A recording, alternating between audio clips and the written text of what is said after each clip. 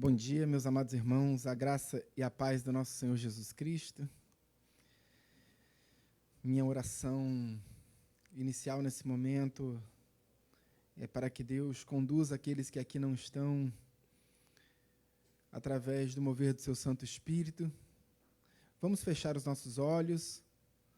Bom dia a todos aqueles que nos assistem, que estão em seus lares. Acompanhem conosco mais uma aula da Escola Bíblica Dominical, no curso de História da Igreja. Então vamos orar, aqueles que aqui estão conosco, aqueles que estão em seus lares, fechem os seus olhos, oremos ao Senhor. Senhor, meu Deus, meu Pai, em nome de Jesus, graças te damos. Obrigado, Deus. Mais uma vez, ó Deus, porque o Senhor nos trouxe em paz e em segurança à tua casa, Deus. Aqui o Senhor nos acolhe, aqui o Senhor estende as tuas asas sobre as nossas vidas. Aqui o Senhor estende a sua destra de proteção sobre os nossos lares. Graças te damos, Pai, porque aqui é o lugar onde nós nos alimentamos, Deus. Aqui é o lugar onde firmamos a nossa fé na rocha, Pai. A nossa fé na rocha eterna, Deus. Graças te damos pela oportunidade que o Senhor nos concede de aprender mais de Ti, da Tua vontade revelada para as nossas vidas.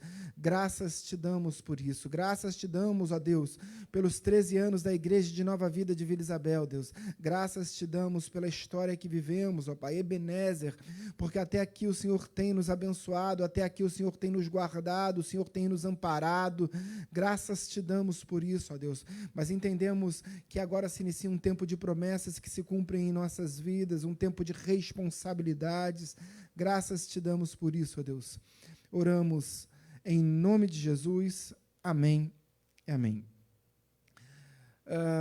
Damos sequência à série de estudos sobre história da igreja.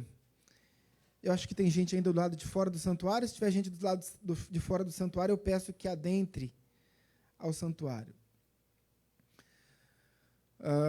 Vamos dar sequência à aula de história da igreja. E nós estamos exatamente no momento histórico da igreja, onde a igreja começa a crescer após a assunção de Cristo, na festa do Pentecostes, o batismo com o Espírito Santo, e a igreja começa a se multiplicar em números, né, em quantidade de pessoas convertidas. A gente vai fazer uma breve revisão bem rápida daquilo que nós vivemos na aula passada, para que a gente possa avançar um pouco mais. Pode soltar para mim, por gentileza, o primeiro slide? Que diz assim, Atos capítulo 2, verso 41, então os que lhe aceitaram a palavra foram batizados, havendo um acréscimo naquele dia de quase 3.000 pessoas. Próximo slide. Muitos, porém, dos que ouviram a palavra, a aceitaram, subindo o número de homens a quase 5.000 pessoas. Então, aqui nós já temos um número somente de homens, ainda que nós consideremos que esse número não se soma ao número anterior, vamos considerar, então, que o mínimo de pessoas convertidas aqui, só de homens, 5.000, mais mulheres e jovens que não eram contabilizados. Então, o crescimento inicial da igreja, após a descida após o batismo com o Espírito Santo em Atos 2, após a igreja ser revestida de poder, foi um crescimento avassalador, um crescimento extraordinário, incrível. Mas o que fazer, então, com todas essas pessoas que se convertem, no início de uma igreja, no nascedouro de uma igreja, na gênese de uma igreja, que pouco entendia das questões administrativas da própria igreja em si. Passa o próximo slide. Então, nós vimos na aula passada que a igreja se inicia com uma gestão mais comunista, no sentido de gerenciamento da igreja. Diz assim, Atos capítulo 2, verso 42 a 44. E perseveravam na doutrina dos apóstolos e na comunhão, no partir do pão e nas orações. E em cada alma havia temor, e muitos prodígios e sinais eram feitos por intermédio dos apóstolos. todos os que creram estavam juntos e tinham tudo em comum. Ou seja, todos os bens eram compartilhados, tudo aquilo que se angariava, seja através das ofertas, seja através do ganho da venda dos bens particulares ou de outras formas de arrecadação das poucas pessoas que ainda tinham empregos. Porque muitos desses judeus que se converteram à fé cristã perderam, evidentemente, seus empregos, passaram a ser perseguidos pela sociedade. Então, a arrecadação da igreja neófita, da igreja recém-nascida, era, de certa forma, extremamente baixa. Por isso se dava esse compartilhamento dos bens, de tudo que se tinha, que era em comum. Vamos avançar um pouquinho. Vendiam as suas propriedades, vejam, a igreja recém-nascida, judeus recém-convertidos ao cristianismo, abdicavam, abriam mão de seus bens particulares, vendiam as suas propriedades e bens, distribuindo o produto entre todos, à medida que alguém tinha necessidade. Então, veja que o texto deixa bastante claro que essa distribuição se dava a partir do momento que alguém tinha necessidade, que alguém demonstrava necessidade substancial de alimentos, enfim, e de outras questões. Mas a distribuição se dava exatamente no momento em que as pessoas manifestavam alguma necessidade. E diz assim, diariamente perseveravam unânimes no templo, partiam pão de casa em casa e tomavam as suas refeições com alegria e singeleza de coração, louvando a Deus e contando com a simpatia de todo o povo. Enquanto isso, acrescentava-lhes o Senhor dia a dia os que iam sendo salvos. Então, o número de pessoas convertidas aumentava odiernamente, cotidianamente. A cada dia, o número de pessoas convertidas se multiplicava. Então, nós tínhamos um número inicialmente de 3.000, inicialmente 120, depois 3.000, depois mais 5.000 homens, e esse número foi sendo multiplicado odiernamente. Próximo slide. Da multidão dos que creram, eram o coração e a alma. Agora, a Bíblia já fala, em Atos capítulo 4, de uma multidão, ou seja, após o novo discurso de Paulo e a nova conversão de 5.000 homens, a Bíblia, então, agora fala de uma multidão. Era um número quase que incontável de judeus, basicamente de judeus, que se converteram ao cristianismo. Por que eu falo de judeus que se converteram ao cristianismo? Porque maciçamente, a cidade, ao contrário de todo o Estado de Israel, a cidade de Jerusalém era uma cidade de maioria absoluta de judeus. Isso não ocorreu em todo o Estado de Israel, em todo o território de Israel naquele tempo, no tempo contemporâneo de Cristo. Mas na cidade de Jerusalém, sim. Mas no momento da festa do Pentecostes, tinham pessoas do mundo inteiro ali. É verdade, mas judeus. A Bíblia deixa claro que eram judeus piedosos, ou seja, judeus de fé, judeus que praticavam, que exerciam a sua fé, que no momento das festas sagradas se dirigiam a Jerusalém. Então, o nascedouro da igreja se dá basicamente pela conversão de judeus, sejam judeus helenizados, sejam judeus da dispersão, sejam judeus autóctonos, judeus ali da terra de Israel que exerciam, que praticavam o judaísmo conforme seus antepassados. Mas diz assim, o texto, na continuação do texto, ninguém considerava exclusivamente sua nenhuma das coisas que possuía. Tudo, porém, lhes era comum. Isso era ou não era comunismo? Era, não o comunismo na acepção ruim da palavra, não o comunismo como um sistema de governo, mas, de fato, era comunismo. Nós temos muitos exemplos de comunismo que deram certo. A própria criação do Estado de Israel se deu através dos kibbutz, que eram regimes comunistas ali estabelecidos. E todo o Estado de Israel se firmou através desses kibbutz. Com grande poder, os apóstolos davam testemunho da ressurreição do Senhor Jesus. E em todos eles havia abundante graça. Próximo slide. Continuando o que nós vimos na aula passada, pois nenhum necessitado havia entre eles. Como nós falamos, à medida que surgiam as necessidades, os bens eram distribuídos.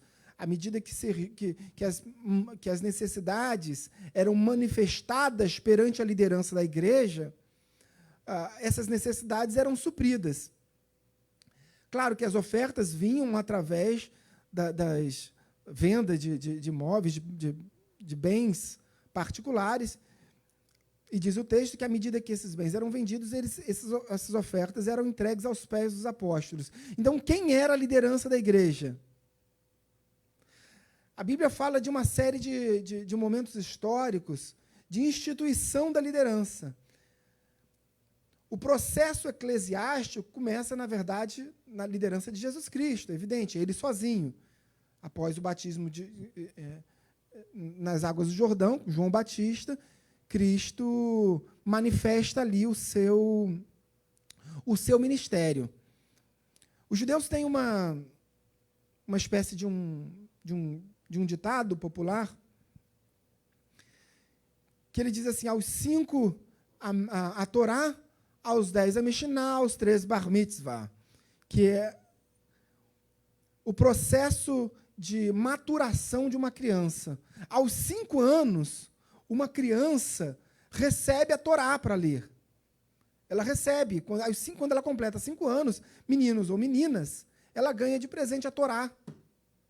E aos 5 anos de idade, ela começa o estudo do judaísmo, ela começa o estudo da palavra de Deus, da lei mosaica, através da Torá. Aos 10 anos, ela começa a estudar a Mishnah, que é, basicamente, o estudo mais completo dos anciãos judaicos sobre a Torá. Então, ela começa a se aprofundar nesse processo de conhecimento da palavra de Deus. E esse processo de conhecimento vai até aos 13 anos. Quem esteve aqui no domingo passado, à noite, eu falei sobre isso. Dos 13 anos, Jesus passou por seu bar mitzvah. Então, quando o menino completa 13 anos, como nossa igreja, que era uma criança até agora, a partir dos 13 anos ela assume responsabilidades. O que é um bar mitzvah? Bar é o prefixo filho. O cego Bartimeu. Por que ele chamava Bartimeu? Porque ele era filho de Timeu. Então, Bar, filho de Timeu. O Bar Mitzvah, as mitzvot, são os mandamentos. Então, um jovem judeu, assim como Jesus Cristo, foi apresentado no templo e foi depois passando pelo seu Bar Mitzvah no templo em Jerusalém, a partir dali se inicia um processo, o jovem judeu ganha responsabilidades, inclusive com contornos jurídicos, com responsabilidades jurídicas, quando ele assume 13 anos e ele passa a se chamar um filho do mandamento. O Bar Mitzvah é um filho do mandamento, ou seja, a partir dali ele tem responsabilidades. Ele assume responsabilidades perante a comunidade judaica.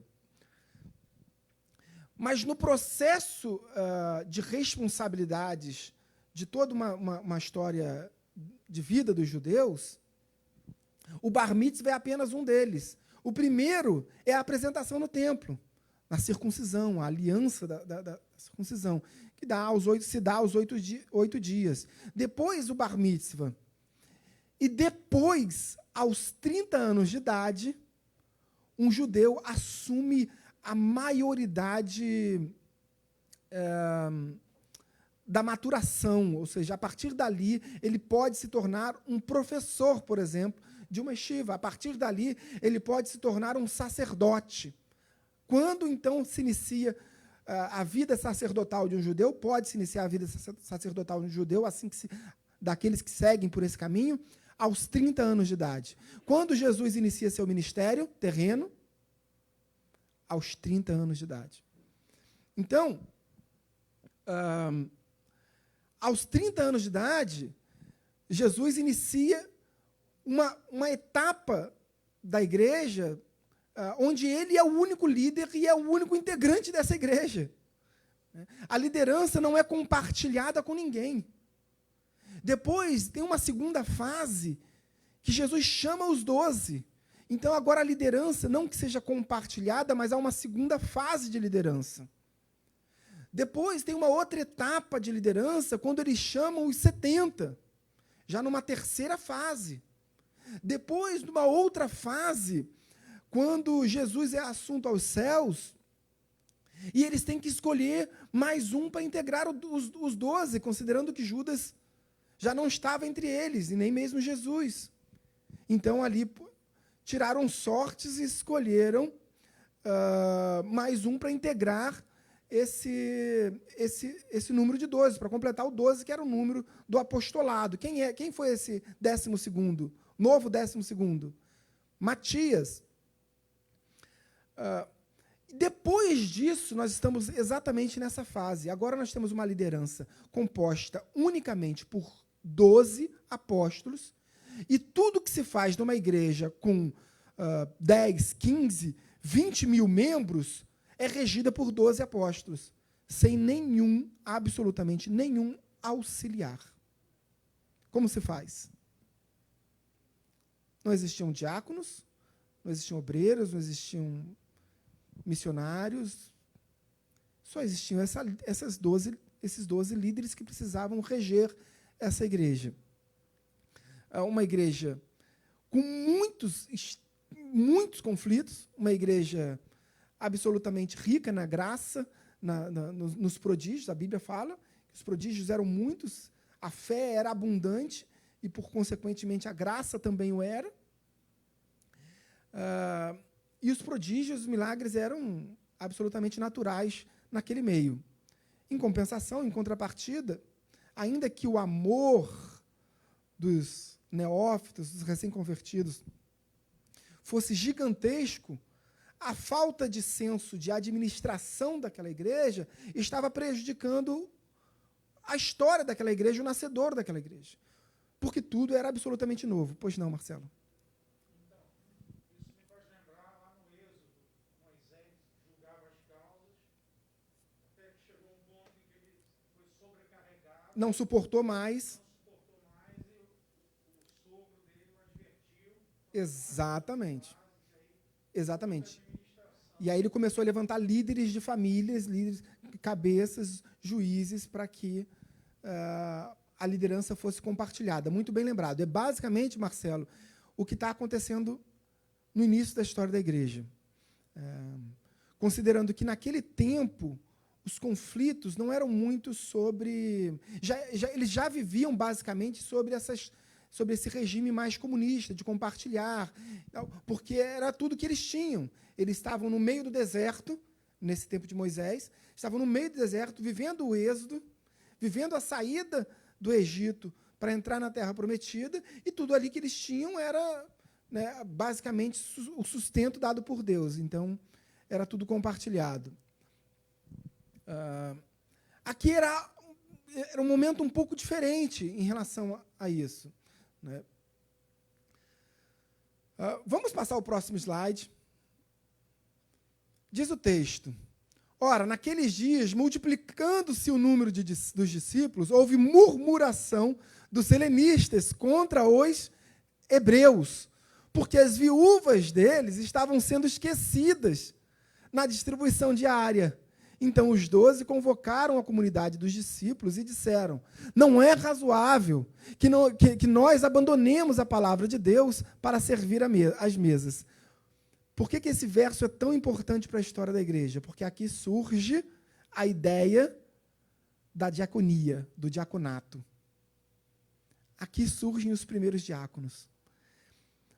Começa a haver uma dissensão, uma altercação, uma discussão acerca da distribuição de tudo aquilo que era arrecadado, considerando que os helenistas foram até a liderança da igreja e falaram assim: olha, as viúvas helenistas, ou seja, as viúvas que vieram para Jerusalém, que estavam dispersas, judias. Nós estamos falando, todos aqui são judeus. Todos são judeus. Os helenistas são judeus da dispersão. Judeus que, em função da perseguição do império, tanto do Império Grego, sobretudo do Império Grego, mas também um pouco do Império Romano, mas sobretudo do Império Grego, formavam as suas famílias já fora do Estado de Israel. Uma grande parte, Antioquia, Cilícia, enfim. E nesse tempo, eles começaram a voltar para Jerusalém, sobretudo em função das festas judaicas e da permissão do Império Romano para que os judeus voltassem para Jerusalém para a celebração das festas judaicas. Lembrando que havia, de certa forma, uma aliança ali, uma permissão do Império Romano para que os judeus retornassem. A uma, porque os romanos tinham pavor de os judeus iniciarem alguma rebelião. Porque a última rebelião perpetrada pelos judeus, eles tomaram e expulsaram os gregos. Os próprios judeus expulsaram os gregos da terra de Israel e ficaram no poder durante quase 100 anos. Então, é evidente, e isso era muito recente para eles, né? Então, é evidente que os romanos tinham esse pavor em relação aos judeus. Por outro lado, era fácil para eles controlar os judeus à medida que eles nomeavam. Vejam, qual era, num tempo de Israel submisso pelo Império Romano, os judeus estavam submissos para uma autoridade política militar romana, que estava sobre eles e dominando a terra de Israel, e com autoridades militares ali por todo o canto da terra de Israel. Considerando isso, qual era a maior autoridade dos judeus? Em toda a história, quem era a maior autoridade dos judeus? Sempre o sumo sacerdote. Amém? O sumo sacerdote naquele tempo era nomeado por Roma. Quem nomeava o sumo sacerdote? Quem nomeou Caifás? Pilatos, governador da Judéia, que cumulava o cargo com o cargo de procurador-geral de Roma no Estado de Israel, em Jerusalém. Então, Pôncio Pilatos foi o responsável por nomear o sumo sacerdote Caifás. Enfim, aqui se inicia uma discussão acerca dos bens e acerca do favorecimento às mulheres hebreias, às viúvas que viviam o judaísmo, que eram chamadas de mulheres autóctones, que eram os judeus da terra de Israel, que viviam ali a cultura judaica, que não se dispersaram, viviam ali a cultura conforme a cultura dos seus antepassados, que falavam, sobretudo, que falavam aramaico, que tinham como língua oficial o aramaico e não o grego. Porque a maioria das viúvas helenistas, dos povos helenistas, judeus helenistas, não falavam mais aramaico, muito menos o hebraico. Eles falavam grego, porque eles viviam em terras colonizadas durante muitos anos, séculos, por 2 séculos e meio, 250 anos, pelos gregos. Okay? Então, aqui se inicia essa discussão, e eles foram até os apóstolos, essa discussão foi levada até os apóstolos, até os 12, a liderança da igreja era basicamente composta por esses 12, sem auxiliares. Então, os 12 disseram, olha, não é justo. Nós estamos aqui na Almeida Revista Atualizada, a gente vai ver essa palavra razoável, mas em outras versões, na King James, por exemplo, você vai ver, não é justo que nós abandonemos a palavra de Deus para servir as mesas. Basicamente, a gente pensa assim, poxa, mas os apóstolos estão questionando porque está ficando impraticável. Né? Eles estão ficando muito sobrecarregados. A preocupação dos apóstolos não era, de forma alguma, com o excesso de trabalho. A preocupação dos apóstolos era de dar absoluta ênfase ao conhecimento da palavra de Deus. Os apóstolos estavam dizendo, olha, nada é mais importante na administração da igreja que o conhecimento da palavra de Deus. Pode faltar o alimento físico, mas não pode faltar o alimento espiritual. Ainda que a distribuição dos alimentos tenha venha sendo feita de forma irracional, o alimento espiritual não pode faltar. E tem que ser feito com propriedade. Pois não, Marcelo? O crescimento da igreja então tem tudo a ver com a delegação de poderes. Absolutamente. E esse exemplo se dá através da pessoa de Jesus. Quando ele chama os 12, e ele diz para os 12 que os 12 fariam coisas tão grandes quanto ele. Maiores ainda. E depois eles vão delegando, cada um com suas missões. Por exemplo, quando os 70 são chamados e eles vão pregar o evangelho de 2 em 2, eles ali têm um tipo de missão, uma missão mais evangelística, mais missionária. Após a dispersão, os judeus não tinham essa noção. Aqui em Jerusalém, outra visão, outra percepção. Ali a responsabilidade era no auxílio aos apóstolos. A instituição do primeiro corpo diaconal se dá ali através desse momento histórico da igreja, onde os 12 se sentem absolutamente sobrecarregados e passam-se ali a instituir auxiliares, diáconos, que pudessem auxiliar em todas as questões administrativas da igreja. Tá? Próximo slide. Diz o texto: mas, irmãos, escolhei dentre vós 7 homens de boa reputação, cheios do Espírito e de sabedoria, aos quais encarregaremos deste serviço. E quanto a nós, nos consagraremos à oração e ao ministério da palavra. Isso fica bastante evidente. Então, por quantas pessoas é formado o primeiro corpo diaconal da igreja de Jerusalém? 7. Então, o primeiro corpo diaconal tinham 12 apóstolos e 7 diáconos. Quem escolhia os 7 diáconos? Os apóstolos escolheram os 7 diáconos? Não, eles disseram assim, olha, escolhei dentre vós. Está aí a igreja, 5.000 pessoas. Olha, escolhei dentre vós 7. Mas esse número foi muito reduzido. Por quê? Porque eles exigiram que esses 7 tivessem alguns pré-requisitos para assumirem tão importante cargo diaconal. Então, vejam que, desde o início, aquele cargo diaconal era absolutamente vital para o sustento da igreja, para o sustento administrativo da igreja, para o sustento espiritual da igreja. E eles disseram assim, olha, escolhei dentre vós, mas tem pré-requisitos. Sejam todos os 7 de boa reputação, cheios do Espírito e de sabedoria. Então, existiam alguns pré-requisitos para que os diáconos fossem eleitos pela própria igreja.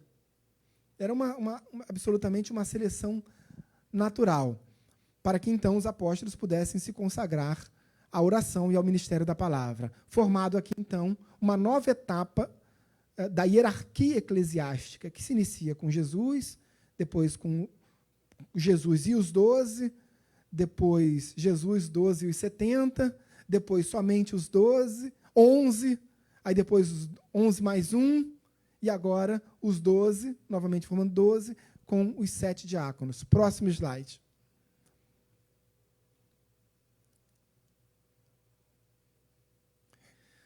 O parecer de escolher dentre vós, o parecer de formação do grupo...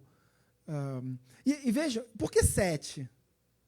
O 7 é um número muito simbólico, né, na história bíblica. O 7 representa a divindade, enquanto que o número 6 representa a humanidade, o 7 representa a divindade, representa ali a presença de Deus. Mas, basicamente, porque nas sinagogas, o corpo diaconal das sinagogas era formado por 7 membros também, né? Então, diz assim o texto: o parecer agradou a todos, a toda a comunidade, e elegeram Estevão, homem cheio de fé e do Espírito Santo, Filipe, Prócoro, Nicanor, Timão, Pármenas e Nicolau, prosélito de Antioquia. Primeiro ponto: por que Estevão está destacado dos demais? Porque aqui se inicia um novo procedimento. É a instituição do decano, da autoridade sobre os demais diáconos. Então, Estevão foi eleito uma espécie de através de uma autoridade natural, ele foi eleito uma espécie de decano sobre os demais diáconos. Mas vejam que a gente vai acompanhar na história bíblica que tanto Filipe, principalmente Filipe e Estevão, dentre esses, foram grandes pregadores do Evangelho também. Então, tinham responsabilidades. Nossa mente, se a gente entender que o serviço diaconal, como diz o texto, é servir as mesas, né, como na alusão dos apóstolos, quando diz, não é razoável que a gente deixe de pregar o Evangelho para servir as mesas, porque a palavra diácono, da diaconia, vem daquele que em tudo serve. Aquele que serve inclusive com a pregação do Evangelho. Uma coisa que é muito interessante aqui nesses nomes é que nós entendemos aqui, que havia, de certa forma, uma divisão, uma contenda ali entre os hebreus e os helênicos, todos judeus, volto a dizer, mas aqueles que vieram da dispersão e aqueles que estavam ali concentrados já, que não saíram de Jerusalém. Havia essa discussão. Mas então por que todos os 7 eleitos foram gregos, foram helênicos, foram judeus com nomes gregos? Queridos, os nomes gregos eram a absoluta minoria. Então não é possível que seja uma grande coincidência. Aos meus olhos não é, mas é uma opinião pessoal. Porque os nomes gregos, como André e Filipe, dos 12, por exemplo, os demais eram todos nomes judeus, todos eles eram, a maioria em Jerusalém, sobretudo, mais do que em todo Israel, eram nomes judeus, hebreus por sua raiz. Mas aqui dos 7, todos eles têm nomes gregos, helenizados, nomes de pessoas que viveram fora de Israel, que nasceram fora de Israel, e, portanto, têm nomes gregos. Aqueles que nasciam em Jerusalém não tinham nomes gregos, tinham nomes judeus. Ninguém nascia em Jerusalém e recebia o nome de Prócoro, de Nicanor, de Filipe, porque são nomes de origem grega. Continuando esse verso. Apresentaram-nos perante os apóstolos, e estes, orando, lhes impuseram as mãos. Quem escolheu os 7? A igreja. Quem escolheu os 7 não foram os apóstolos.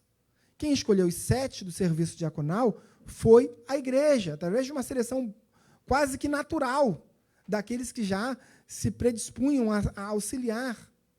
Então, aqueles que já se predispunham a auxiliar foram levantados, foram ali escolhidos, selecionados pela própria igreja. Mas a consagração veio através das mãos de quem? Dos apóstolos. Eles foram levados aos apóstolos. Os apóstolos, então, impuseram-lhe as mãos e a partir dali eles foram consagrados como diáconos, os primeiros diáconos da história da igreja. Quem foi o primeiro decano da história da igreja? Estevão. Ramiro Estevão. Próximo slide, por gentileza. Só para a gente encerrar, que o horário já se esgotou, mas só para a gente entender um pouquinho mais sobre a vida de Estevão. Que Estevão é uma figura singular na história da igreja. Talvez, depois dos apóstolos e depois de Paulo, talvez Estevão seja a figura mais central, mais importante da história dos evangelhos, da história do cristianismo. Claro, depois de Cristo, fundador da igreja, depois dos apóstolos, 12, dos evangelistas e de Paulo, Estevão é a figura central do avançar do cristianismo. Talvez hoje nós estejamos aqui pregando o evangelho muito em função de Estevão. Diz assim o texto, para que a gente possa encerrar e conversar sobre isso na aula que vem. Estevão, cheio de graça e poder, fazia prodígios e grandes sinais entre o povo. Estevão era o quê? Diácono, decano da igreja. Diz o texto, Estevão, cheio de graça e poder, fazia prodígios e grandes sinais entre o povo. Levantaram-se, porém, alguns dos que eram da sinagoga chamada dos libertos, eu vou explicar sobre isso, dos sireneus, dos alexandrinos e dos da Cilícia e Ásia. Quem era da Cilícia? Vocês lembram de alguém que especificamente era da Cilícia? Paulo era de uma cidade chamada Tarso, na região da Cilícia, hoje Turquia.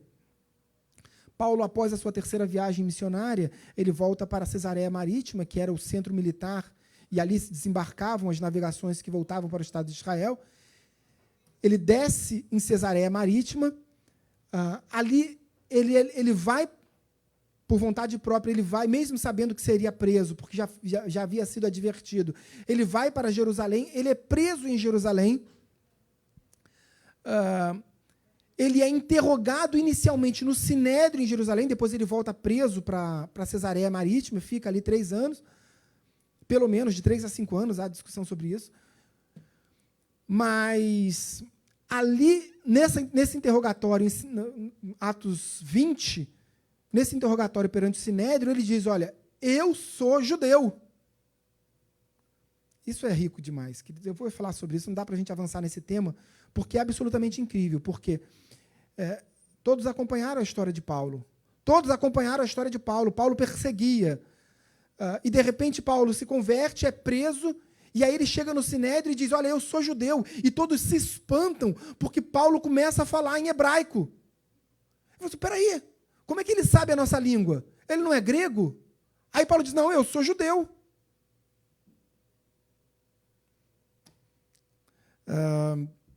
Diz o texto, então subornaram homens que disseram, temos ouvido este homem proferir blasfêmias contra Moisés e contra Deus, se referindo, então, aqui a Estevão, e vocês sabem a história de Estevão, a gente vai acompanhar a história de Estevão na aula que vem.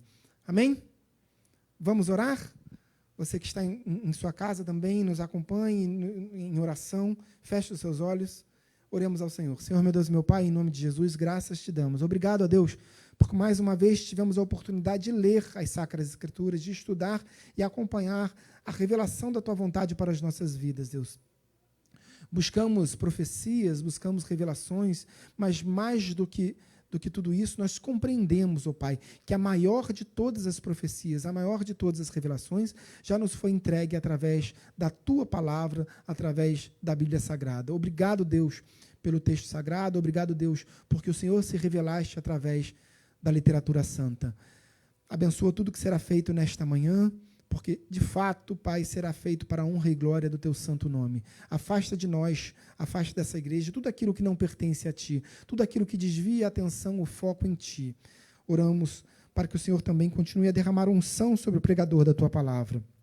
Oramos em nome de Jesus. Amém e amém. Deus abençoe a todos, aqueles que aqui estão e todos aqueles que estão em seus lares. Vamos para a palavra de Deus daqui a pouquinho. Deus te abençoe.